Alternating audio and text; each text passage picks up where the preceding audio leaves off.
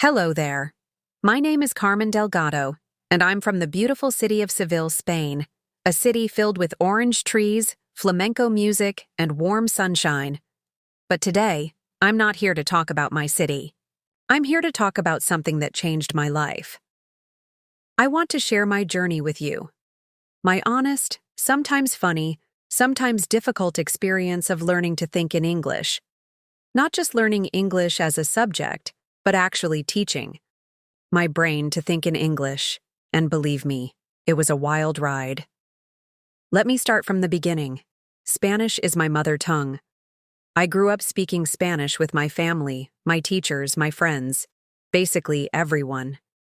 I never imagined I would one day need English every single day of my life. But life has a funny way of surprising you. I moved to France 2 years ago for work. I work in a company that deals with international clients. The working language? English. Not French, not Spanish, English. At first I thought, okay, no problem. I've studied English in school. I know some words. I can do this. But oh, how wrong I was. During my first week on the job, I had to write a business email in English. Easy, right? Not really. I sat in a small cafe in Barcelona. Yes, I was visiting home that week, and opened my laptop. I stared at the screen for 5 minutes, then 10, then 15. I typed, "Dear Mr. Johnson, I hope this message finds you well." Then I stopped. What was next? What do I say? How do I say it politely in English? My brain immediately switched to Spanish.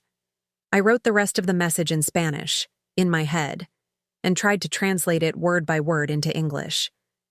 But it didn't sound natural. I deleted everything. I opened Google Translate. I searched synonyms. I second-guessed every word. Guess what? It took me 1 hour to write 5 simple lines. I was sweating. I was tired. And worst of all, I felt like a failure. That day, something became very clear to me. The problem wasn't that I didn't know English. The problem was that my brain wasn't used to thinking in English. My thoughts were still being born in Spanish, then getting changed into English, like dressing a Spanish sentence in an English costume. But language doesn't work like that. You can't just wear English like a jacket. You have to grow into it. It has to live inside your head. It has to become your voice, not just your translation. I remember putting my head on the table in that cafe and thinking, there must be a better way. And slowly, an idea started forming in my head. What if I didn't just study English? What if I actually trained my brain to live in English? It sounded a bit crazy. I had never heard anyone talk about thinking in English before. In school, we only learned grammar rules and vocabulary lists. But in real life, grammar wasn't helping me write that email. Vocabulary wasn't helping me answer phone calls. What I needed was mental fluency. I needed to teach my brain to produce English thoughts, just like it produced Spanish ones, automatically, instinctively. That evening, I went home and sat on my bed with a notebook. I asked myself, what would it feel like to think in English? And you know what? I couldn't even do it for 2 full sentences. I kept slipping back into Spanish without noticing. It was frustrating. It felt impossible. But something inside me whispered, try again tomorrow. And I did. I made a small plan. Just 5 minutes a day. 5 minutes to talk to myself in English, to think in English, to write in English, even if I made mistakes. Even if it felt awkward. Even if I felt like a robot. The beginning was hard. I struggled. I laughed at myself. I got stuck mid-sentence. But I kept going. And every time I felt embarrassed, I reminded myself, this is how progress looks. Little by little, English stopped being a stranger in my brain. It started to feel more like a friend. A clumsy friend at first? Yes. But one that stayed with me, grew with me, and helped me express who I was in a new way. Now, when I sit in a cafe with my laptop, I don't freeze. I don't translate. I don't panic. I just write in English. Naturally. And it all started with one small decision, to use my brain to think in English. But it wasn't magic. It wasn't fast. It took time. It took tricks, habits, imagination, and a lot of trial and error. Want to know how I did it? Let me be completely honest with you. When I first tried to think in English, it felt like my brain slammed a big door in my face and said, "No thanks, we're good with Spanish." I remember one morning at the local market in Lyon, where I now live, I challenged myself to think in English while buying vegetables. I looked at tomatoes and said, "tomatoes" in my head.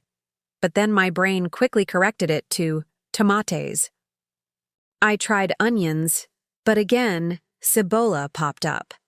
It was like my thoughts had a stubborn autocorrect feature that always switched to Spanish, whether I liked it or not. It was frustrating. It was exhausting. I didn't realize how deeply rooted my native language was until I tried to think in another one. Every English sentence I tried to form in my mind first came out in Spanish. Then I had to translate it. Then I had to check if it sounded right. Then I had to fix the grammar. By the time I finished the sentence in my mind, the moment was gone. I would either forget what I wanted to say, or I'd lose interest because it took so long. My thoughts felt like a slow-loading web page with bad internet. And it wasn't just words. It was emotions, too. I could feel excited in Spanish. I could express sadness in Spanish. But in English, everything felt flat, like I was acting. Not real. Not mine. I started to think something was wrong with me. I was 26 years old. I thought maybe people could only learn new languages when they were kids. Children pick up languages naturally, right? They just absorb them like little sponges. But me? My sponge felt dry. I remember lying on my bed, scrolling through Instagram and seeing someone post a video speaking perfect English. They were from Italy and had learned English in just 1 year. I felt jealous, and small, and tired. So I did something I regret a little. I stopped. For 3 whole weeks, I didn't try to think in English at all. I didn't watch videos. I didn't practice speaking. I didn't even touch my English notebook. I told myself, maybe English just isn't for me. Maybe it's for smart people or young people or people who live in the US. Then, one evening, everything changed. I was watching a short interview with Emma Watson. Yes, Hermione from Harry Potter. She was talking about how she had learned to speak French. She said, "You have to give your brain a chance to believe it's possible." That one sentence hit me like lightning. Give your brain a chance. I realized something important. I hadn't given my brain a chance. I had only given it pressure. I had given it deadlines. I had given it guilt. But I hadn't given it time, playfulness, or belief. I paused the video, sat up straight, and I said to myself, "Okay, Carmen, let's give this one more try." But this time, no pressure, just practice, just patience. I didn't wait for Monday to start again. I didn't buy a new notebook or sign up for a course. I just made a quiet decision. I will try again, and I will be kind to myself this time. This time, I allowed myself to make mistakes. I allowed myself to speak slowly. I even allowed Spanish to pop up, as long as I kept going. Instead of sitting down for an hour and forcing English practice, I started doing something much smaller and much smarter. I added little bits of English into my everyday life. A thought here, a word there, a sentence while brushing my teeth. It wasn't perfect, but it was real. I created little routines. Every day when I made coffee, I whispered the steps in English. Boil the water, add the coffee, stir it, smells good. No grammar book, no app, just real life and real words. I also started describing what I saw around me in English. When I walked to work, I'd say in my mind, "A man with a red hat, a small dog, the bakery is open." It wasn't Shakespeare. but it was progress.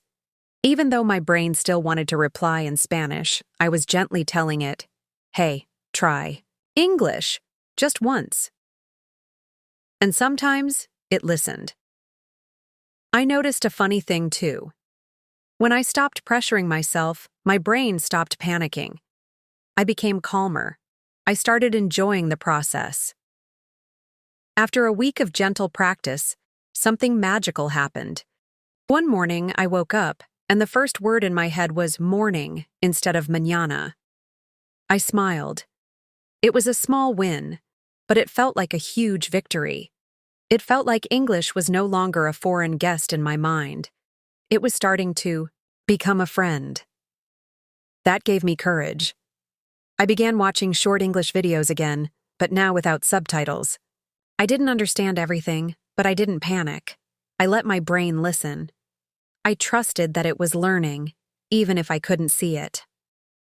By this point, I knew one thing for sure. If I wanted to really think in English, I had to train my brain, like a muscle, little by little, step by step, every day. And that's when I started creating a few secret tricks and exercises to train my brain more effectively. You see, I didn't want English to just be something I studied. I wanted it to be part of my inner world, part of my thoughts, my dreams, and my daily habits. So, I made a plan. A smart, fun, and realistic plan that I could follow even on the busiest days. Changing my brain to think in English didn't happen overnight. In fact, the first few weeks felt like I was doing the impossible. But little by little, I found some secret tricks that truly changed everything for me. And I want to share them with you because if they worked for me, a regular girl from Spain, they can definitely work for you too. Let's start with the easiest one. Changing my phone language. The first thing I did was change my phone's language to English. Yes, that's simple. Every day I saw English words instead of Spanish. My configuración became settings. Galeria turned into gallery. Despertador became alarm. At first it was confusing. I had to pause and think before tapping anything. I even clicked the wrong option sometimes. But slowly, something magical began to happen. My eyes got used to English words, and my brain started recognizing them without translation. That was a small win, but it meant everything to me. Phones are like our second hands these days. We scroll, swipe, and tap without thinking. So why not turn that habit into a daily English lesson? Talking to myself in the mirror. This might sound silly, but it truly worked. Every morning, I stood in front of my mirror and said, "Good morning, Carmen. What's the plan today?" I felt awkward at first. I laughed at myself. I even thought I was going crazy. But after a few days, it became my morning routine. Why was this helpful?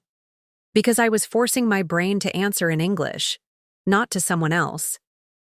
Not to a teacher, just to myself. That made it safe. There was no fear of judgment, no mistakes that embarrassed me. Just me and my reflection, learning together. I used to say things like, "Today I have a lot of work. Don't forget to buy milk." "You look tired today, Carmen. Smile more." This was the first time I started to feel natural while thinking in English. Imaginary conversations, real results on my way to work. I walked 20 minutes through busy streets. Normally, I would listen to music or scroll through my phone.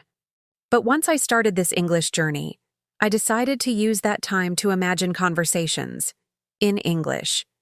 Sometimes I imagined I was in New York ordering coffee at a fancy cafe. "Hi, can I get a medium cappuccino, please? With oat milk?" Sometimes, I pictured myself standing on a stage in Los Angeles, giving a TED Talk. "Ladies and gentlemen, thank you for being here today. Let me share a story that changed my life." And once I imagined myself sitting next to Michelle Obama, casually chatting about life and leadership. "Michelle," I said in my mind, "how did you stay confident when people doubted you?" She smiled, in my imagination, and replied, "You don't let the noise outside drown the voice inside." Sounds crazy? Maybe. But it worked. These conversations made my brain stop relying on Spanish. I wasn't translating anymore. I was thinking directly in English. And honestly, it felt amazing, naming the world around me. Another simple trick that worked wonders, naming things around me in English. It started with just one room, my bedroom. I would look around and say, bed, pillow, lamp, curtains, mirror. Soon, I did the same in the kitchen. Plate, spoon, knife, refrigerator. Then came short phrases. The plate is dirty. I need to wash the spoon. This fridge is too full. And before I knew it, I was narrating my whole life in English. When I walked outside, I looked at the sky and said, the clouds look heavy. At the train station, there are too many people here. In a shop, I don't need this, but I want it. You might be wondering, why do these small habits help so much? Because they make English normal. Not a foreign language, not a scary subject, just part of your day. When you talk to yourself, you're removing fear. When you imagine stories, you're activating creativity. When you name objects, you're building instant vocabulary. Most of all, you're training your brain to stop translating and start thinking. That's the real goal. Making English a habit, the most important thing I did?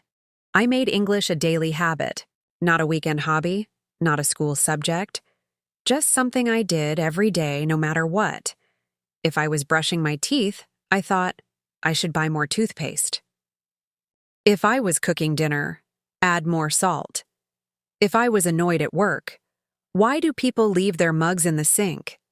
All these thoughts, in English. I didn't need a teacher to remind me. I didn't wait for a lesson. I made English part of my inner voice. And slowly, day by day, that inner voice became stronger. It was a Sunday afternoon. The weather in Seville was just right. Not too hot, not too cold. My best friend Lucia and I were curled up on my couch, watching an old American romantic comedy. We had done this so many times before, but this time something different happened. Something unexpected. The actor on screen said a line that made both of us laugh. Lucia turned to me and asked, "Can you translate that into Spanish?" Looked at her. I opened my mouth to speak, but nothing came out. I froze. Not because I didn't understand the line.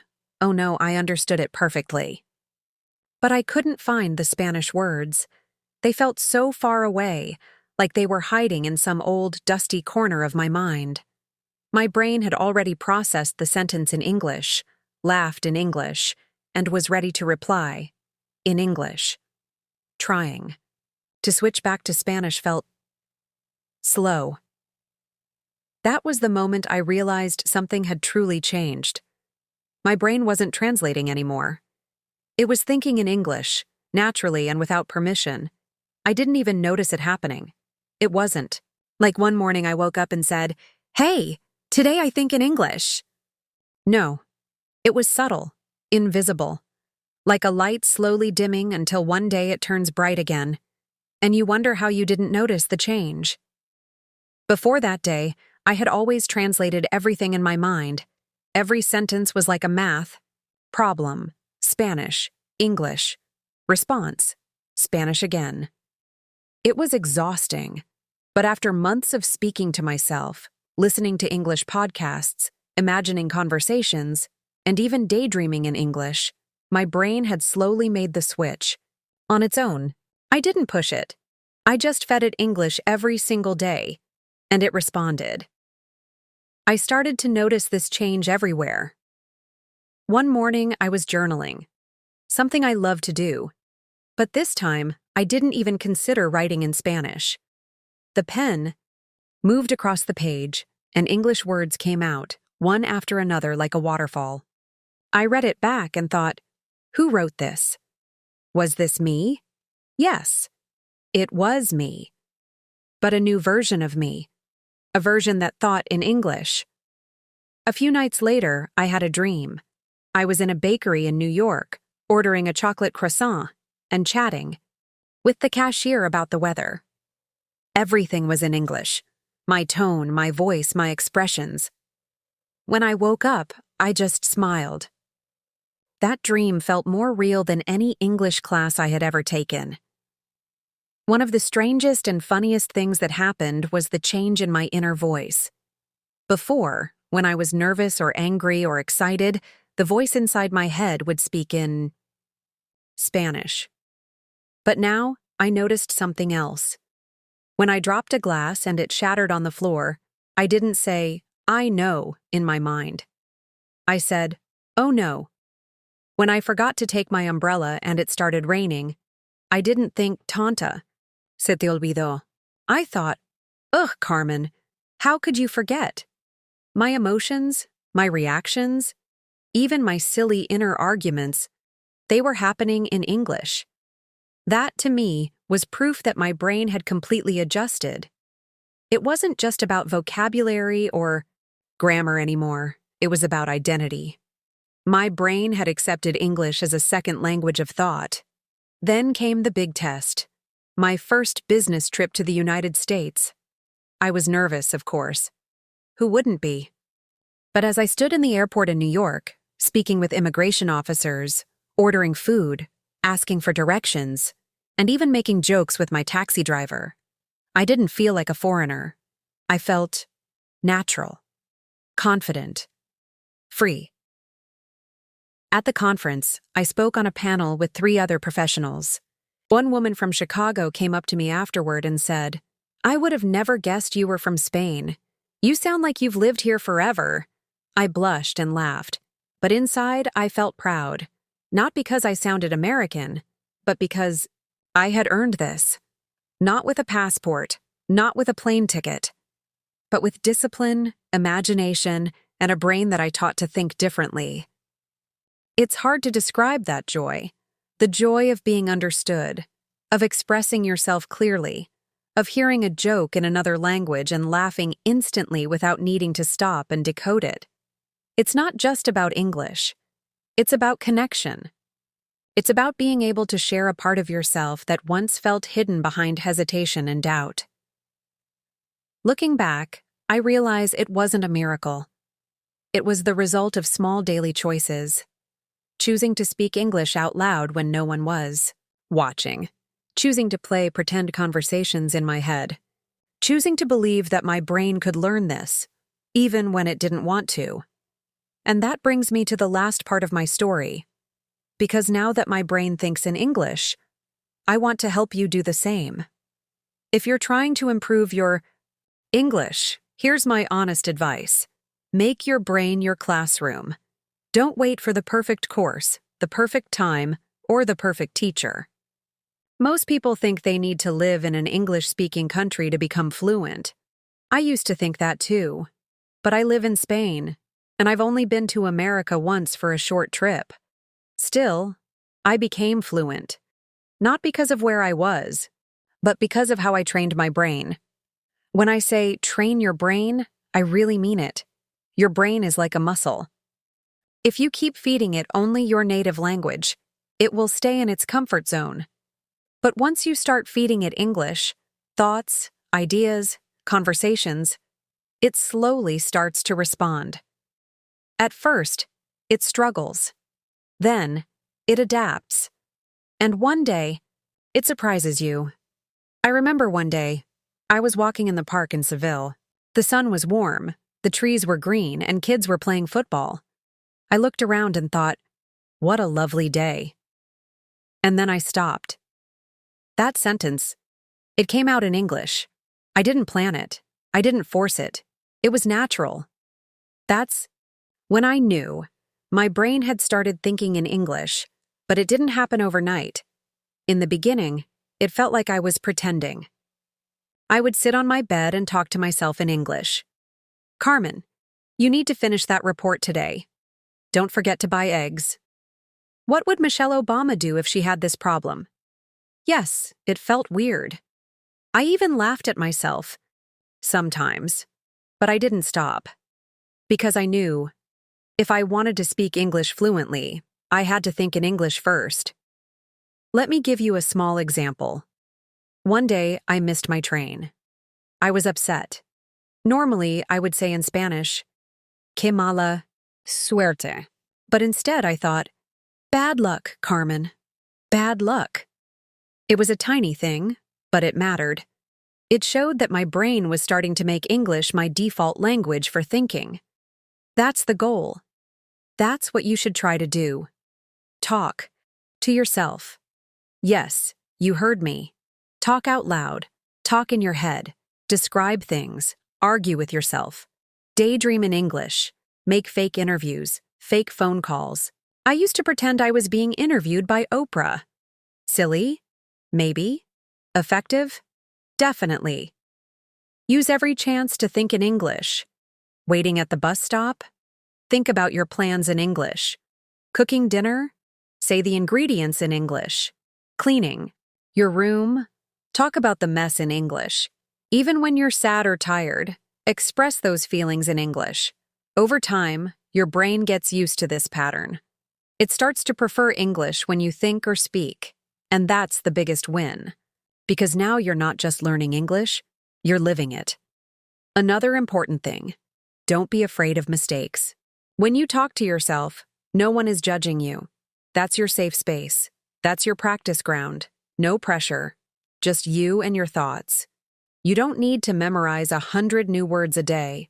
You don't need perfect grammar. What you need is consistency.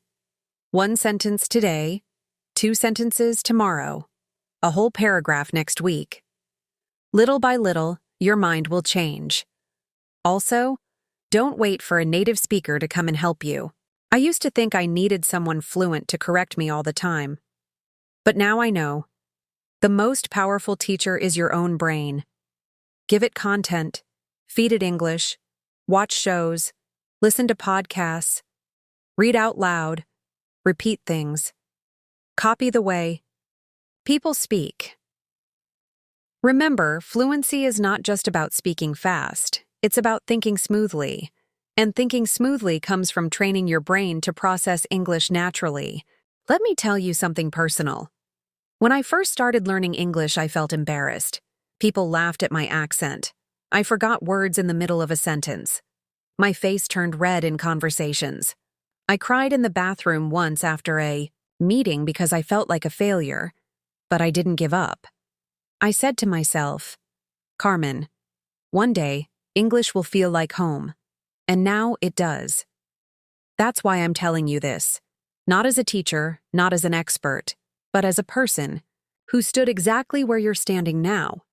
Scared, nervous, doubting herself, but determined to keep going.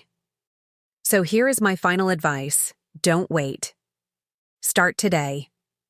Start small. Start now. Make your brain your classroom. Make your thoughts your lessons. Make your mistakes your teachers. If a girl from Seville like me can do it, so can you. One day, you'll walk into a room, speak English with confidence, and someone will say, "Wow, your English is amazing." And you'll smile, not because they complimented you, but because you'll know how far you've come. And, who knows, maybe one day you'll be telling your own story, just like I'm telling mine right now.